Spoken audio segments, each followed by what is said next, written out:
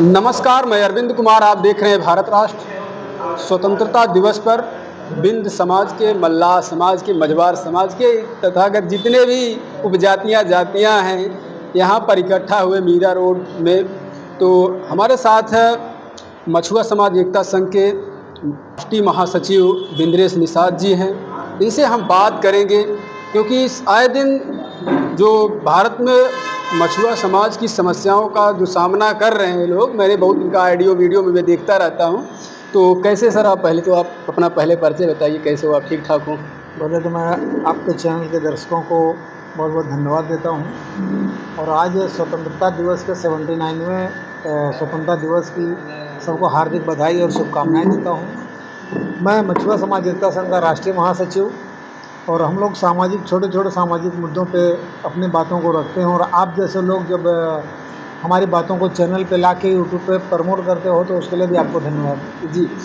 Sir, आपसे मेरा कुछ ऐसा सवाल है कि जो समाज के लोग के लिए वे बिल्कुल नाम जैसे कुछ है ही नहीं है, लेकिन वो बहुत बड़ा मुद्दा है फूलन देवी का। आए दिन आप देखते होंगे कि हमारे समाज के लोग जो बहुतायत संख्या में होते हुए भी फूलन देवी को आज तक न्याय नहीं मिल पाया। इसके लिए आप क्या कहेंगे? देखिए, न्याय ना मिलना ये हमारे ही समाज का फेलियर है। हुँ। 2001 में जब उनकी हत्या की गई थी, उसमें स्टेट और सेंट्रल दोनों में बीजेपी की गवर्नमेंट थी, अटल बिहारी वाजपेयी की सरकार उस समय थी। और जिसने उनकी हत्या की वो ऑलरेडी जेल में भी था, और जेल से बेल के ऊपर वो बाहर निकला। और 2016 में जब बाहर निकलता है, 2017 में वो बीजेपी का मेंबर बनता है। तो सारी रणनीति कहीं न कहीं एक पॉलिटिकली एंगल से देखी जा रही है, और पॉलिटिकली एंगल को ही टटोल के उस चीज़ को कहीं न कहीं इम्प्लीमेंट में लाया जा रहा है। जो कोर्ट में मुजरिम है, कोर्ट ने डिसाइड कर दिया है। तो जो हमारे देश के चुटपुटिया नेता हैं, चाहे समाज के हों चाहे किसी पार्टी से हों, उन चुटपुटिया नेताओं से मैं कहना चाहता हूँ, इस मुहिम का हिस्सा मत बनिए। अगर जिस दिन फूलन देवी जी का क्रोध आया था ना, 22 लोगों को गोली मारा था। जिस दिन समाज का क्रोध आएगा, तुम्हारे जैसे लोगों का खटिया खड़ी कर देंगे और पूरा पतन कर देंगे। यही मैं उन तो लोगों को कहना पतन चाहूँगा। पतन ऐसे होगा कि इधर आप देख रहे हो, चाहे एमपी हो चाहे एमएलए हो, ना तो राज्यसभा में ना लोकसभा में इस मुद्दे को उठाते नहीं। क्योंकि मैं आए दिन देख रहा हूँ कि निषाद समाज के साथ बहुत सारी ऐसी हत्याएं हो जा रही हैं, बहुत सारे ऐसे केसेस आ रहे हैं जिनका निदान होना बहुत मुश्किल है। पुलिस आती है तो 2 बजे रात उठा ले जाती है, कहीं आकर के उनको मारती है, पीटती है, उनके ऊपर जो है तरह तरह के अत्याचार करते हैं। इसको कैसे आप देखते हैं? क्योंकि आपके ऊपर जिम्मेदारी है, क्योंकि आप एक समाज इस समाज से जुड़े हुए हो। देखिए, आपको मैं बताना चाहता हूँ कि जो आपने बोला कि पतन होगा तो किस कारण से होगा। पतन का कारण ये है, ये सबसे बड़ी चीज़ हमारा जो पॉलिटिकली फेलियर है। भारतीय जनता पार्टी में जितने भी लोग बैठे हुए हैं, मुंह पे पट्टी लगा के बैठे हुए हैं, वो इस चीज़ को कभी आगे आने ही नहीं देंगे, क्योंकि उनका जो वोट बैंक है वो कहीं न कहीं दूषित होगा। और जो अदर पार्टी के लोग हैं, वो उसका मुद्दा इसलिए उठाना चाहते हैं कि उन्हें उनके समाज का वोट चाहिए। इसने पूरी तरह से, आपको बताऊँ, मैं आपको अपनी बात बता दूँ, हम लोगों ने इस चीज़ को लेकर राहुल गांधी जी के पास अपनी चर्चा रखी थी, जो इस समय नेता प्रतिपक्ष हैं। फूलन देवी जी के ऊपर हमने जब चर्चा रखी तो उन्होंने एक चीज़ बोला कि आज भी ये जांच हो सकती है क्या? तो मैंने बोला कि क्यों नहीं हो सकती? भाई, सरकार अगर है, सरकार मुद्दे को नहीं उठाती तो आप प्रतिपक्ष हैं, आप प्रतिपक्ष के माध्यम से सारी चीज़ें कराइए, आप आवाज़ उठाइए। हमने इस चीज़ को लिख के दिया, राहुल जी को लिख के दिया ये चीज़ें। और लिखने के बाद उन्होंने 27 तारीख को सदन में कुछ मुद्दे, हमारे जो सामाजिक मुद्दे थे, उन्होंने उठाए भी थे। लेकिन सीबीआई जांच वाला मुद्दा ना तो प्रतिपक्ष चाह रहा है कि इस तरह को उठाया जाए जांच का विषय, ना तो पक्ष चाह रहा है कि इस चीज़ को उठाया जाए। क्योंकि ये दोनों एंगल से अगर ये उठा रहे हैं तो इनका वोट बैंक कहीं न कहीं क्षीणित होते नज़र आता है। इसलिए मछुआ समाज एकता संघ पूरी तत्परता के साथ में इसका विरोध करता है, जो सरकारें हों चाहे वो विपक्ष हो। अच्छा, जो डॉक्टर संजय निषाद ने एक सवाल खड़ा कर दिया, जिससे निषाद समाज में बहुत काफ़ी लोग गुस्साए हुए हैं कि फूलन देवी के जो हत्यारे हैं वो बोलते हैं कि समाजवादी पार्टी के द्वारा ही कराया गया था यह हत्या। यह कहाँ तक सच है? देखिए, ये लोग वो झुंझुना आता ना, झुंझुना, उस झुंझुने के एक हिस्से हैं जिसको जितना बजाया जाए उतनी अच्छी आवाज़ निकलती है। तो संजय निषाद हो चाहे और समाज के जो हमारे बीजेपी में बैठे हुए नेता हैं ना, वो उसी प्रकार के झुंझुने हैं जिनसे वो ताल मिलाया जा रहा है कि भाई इनको बजा के हम किस तरह का ताल निकाल लें। तो संजय निषाद जो बोल रहे हैं, सरकार में है, क्यों नहीं उसकी जांच कराते? सरकार से बोले ना, सरकार कल के कल उनको कुर्सी से हटा देगी, ये मेरा दावा है।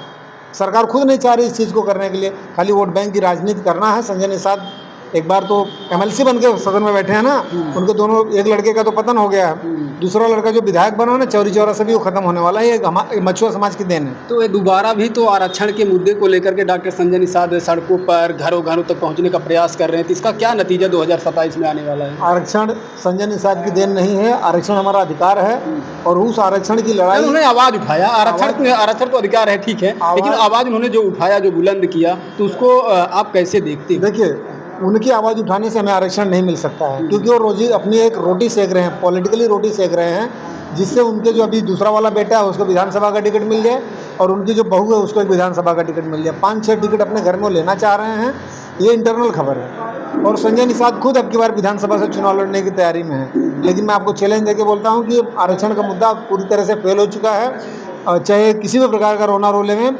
अभी तक तो उन्होंने फैजाबाद में जाकर रोया था ना, तो उनको थोड़ी सहानुभूति मिल गई थी।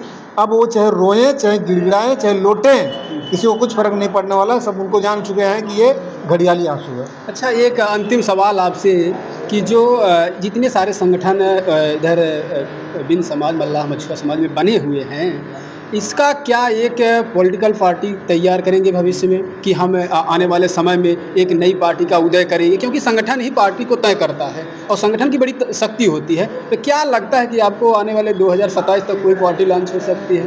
देखिए, संगठन को एक मंच पे लाने के लिए हम कम से कम 7-8 साल पहले ही प्रयास कर चुके हैं। अक्षय लाल जी यहाँ हमारे बीच में बैठे हुए हैं, सारी चीज़ें जान रहे हैं। हमने प्रयास भी किया था, सारे संगठनों को इकट्ठा भी किया था, लेकिन वहाँ से रिजल्ट नहीं आया। तो हमने बोला कि जब अपने कारवां को बढ़ाया जाएगा तो सारी चीज़ें कहीं न कहीं अपने आप रूलर होती चली जाएंगी। सीधी सी बात है कि आप किसी की लाइन को मिटाने की कोशिश मत करिए, उनसे बड़ी लाइन खींचना शुरू कर दिए, लोग ऑटोमेटिक आपके पीछे आ जाएंगे। मैं एक एग्जाम्पल देता हूँ। गांधी जी को आपने देखा होगा, दंडी यात्रा उन्होंने शुरू किया था महाराष्ट्र से। अब उनके पीछे धीरे धीरे तमिलनाडु से लेकर उड़ीसा से लेकर जितने खाड़ी प्रदेश के लोग हैं, सारे लोग उनके साथ में जुड़ गए। तो उसी तरह से मछुआ समाज एकता संघ एक दंडी यात्रा की तरह निकला हुआ है और पूरे देश में इस चीज़ को मुहिम में उठा रहा है और एक न एक दिन इस चीज़ को लाके उदय करेगा। दूसरी चीज़, आपका पार्टी का उदय की बात कर रहे हैं, तो मछुआ समाज एकता संघ जब तक खुद की पार्टी नहीं होगी तब तक हम दूसरों भाड़े के किराए पर रह के अपने घर में कुछ नहीं कर पाएंगे। इसलिए हमें खुद का घर खरीदना होगा और उस घर, खुद के घर में भाड़े के लोगों को रखना होगा। अरे, खुद का घर तो डॉक्टर संजय निषाद ने भी तो खरीदा नहीं, था। संजय निषाद ने जो खरीदा है उनकी मानसिकता भी दूषित मानसिकता हो गई है और अब हमें उस दूषित मानसिकता से बाहर निकल के कम से कम एक सही तरीके का ट्रीट करना होगा समाज के साथ में, लोगों के साथ में। देखिए, आपको बता दूं, भारतीय जनता पार्टी से लोग उब गए हैं, समाजवादी पार्टी से लोग उब चुके हैं, अब लोग ऑप्शन ढूंढ रहे हैं। तो ऑप्शन के बेसिस पे अगर हम सक्षम हो रहे हैं तो ऑप्शन में लोग हमें सेलेक्ट करेंगे। हम सेलेक्ट सही तरीके से काम नहीं करेंगे तो लोग ऑप्शन में हमको भी फेल कर देंगे।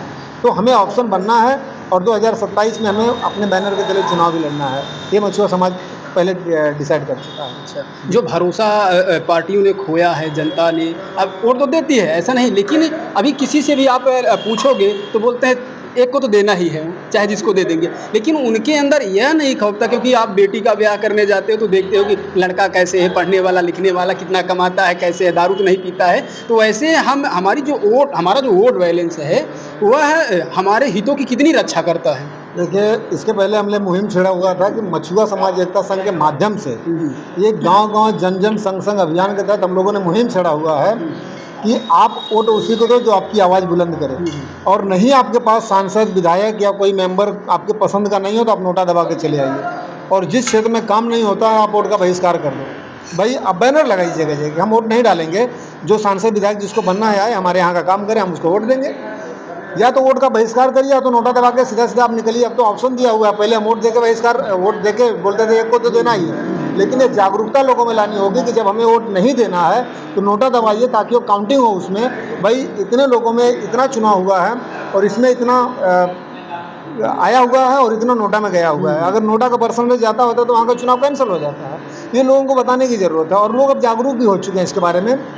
आपको बता दूं, बहुत सारी विधानसभाएं और लोकसभाएं ऐसी हुई हैं जिसमें नोटा का परसेंटेज बढ़ा हुआ है, फिर भी वहाँ पे कैंडिडेट डिक्लेयर किया गया क्योंकि लोगों की सूझबूझ वहाँ नहीं थी। जिससे राहुल जी ने भी एक मुद्दा उठाया था कि यहाँ इतना परसेंट वोट पड़ा, वहाँ इतना परसेंट वोट पड़ा है। अगर उस तरह की चीज़ें हैं तो आप सुप्रीम कोर्ट में जाकर उसको PIL फाइल करा दीजिए, सारा मैटर अपने आप सॉर्ट आउट हो जाएगा। लेकिन कहीं ना कहीं इसको राजनीति में भी शामिल करना है, लोगों के बीच में क्रेज करना है कि भाई इतना वोट चोरी हुआ था, इतना हमको नहीं मिला है। तो राजनीति अपनी जगह पे है, राजनीति करना चाहिए, लेकिन कहीं ना कहीं लोगों को जो गुमराह करके रखा जाता है उसको क्लेरिफाइड भी करना चाहिए, ये मेरा कहना है। ठीक है, आप हमारे चैनल पर आए। फिर मैं आप सबसे मिलता हूँ अगले वीडियो में, अपने कैमरा पर्सन के साथ मिलता हूँ अगले वीडियो में। तब तक देखते रहिए आप भारत राष्ट्र। बहुत